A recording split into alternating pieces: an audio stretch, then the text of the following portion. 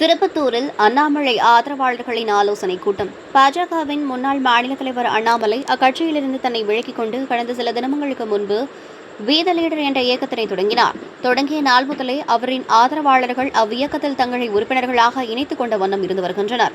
அதன் அடிப்படையில் சிவகங்கை மாவட்டம் திருப்பத்தூரில் உள்ள தனியார் மகாலில் மாறுவோம் மாற்றுவோம் என்ற தலைப்பில் ஆலோசனைக் கூட்டம் நடைபெற்றது. முன்னாள் பாஜக மாவட்ட செயலாளர் சேது சிவராமன் பாஜகவில் இருந்து விலகி அண்ணாமலையின் பி த லீடர்ஸ் இயக்கத்தில் இணைந்துள்ளார். அவரது ஏற்பாட்டில் இந்த முதல் கூட்டம் நடைபெற்றது. அப்போது இந்த இயக்கத்தின் அடுத்த கட்ட பணிகள் குறித்த ஆலோசனையில் ஈடுபட்டனர். இக்கூட்டத்தில் கலந்து கொண்டவர்களில் அதிகமானோர் பாஜகவில் இருந்து விலகி வந்தவர்களாவர்.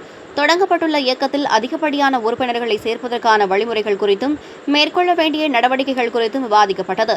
இந்த நிகழ்ச்சியில் பேசிய பெண் ஒருவர், அண்ணாமலை போன்ற ஒரு சக்தியை தமிழ்நாடு இழந்துவிடக்கூடாது, நாட்டை நேசிக்கிற அனைவரும் அண்ணாமலையை பிடிக்கும் என நிகழ்ச்சியாக பேசினார். இந்நிகழ்ச்சியில் இயக்க ஆதரவாளர்கள், பாஜகவிலிருந்து விலகிய நிர்வாகிகள், தொண்டர்கள் என பலரும் கலந்து கொண்டனர்.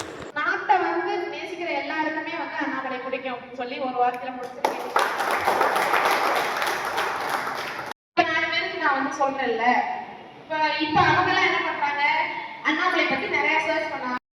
இன்னும் நம்ம நாட்டுக்கு அவர் வந்து முதலமைச்சரா இருக்கிறாரு அப்படின்னு சொன்னா இன்னும் ரொம்ப பெருமையா இருக்கும்.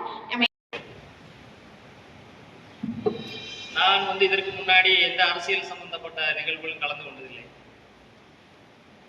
முதல் முறையாக நம்ம நரேந்திர மோடியினுடைய நடவடிக்கை, அவருடைய செயல்பாடுகளை ஈர்க்கப்பட்டு பிஜேபி அப்படின்னு ஒரு கட்சியில ஓட்டு போட்ட மட்டும் தான் போவேன், மற்றபடி நான் வரைய வந்ததில்லை.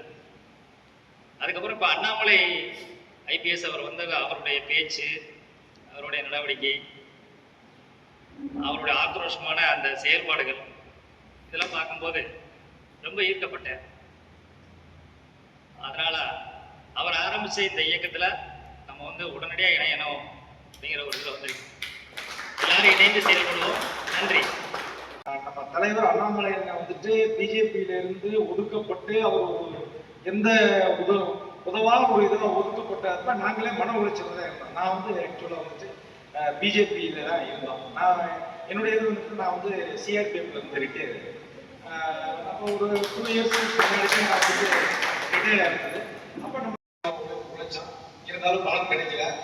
ஆனால் கூடிய சீக்கிரம் இந்த முடிவுக்கு அண்ணன் வருவார், எப்போ வருவாங்கன்னு எதிர்பார்த்துட்டு இருந்தோம். அது நடந்துருச்சு.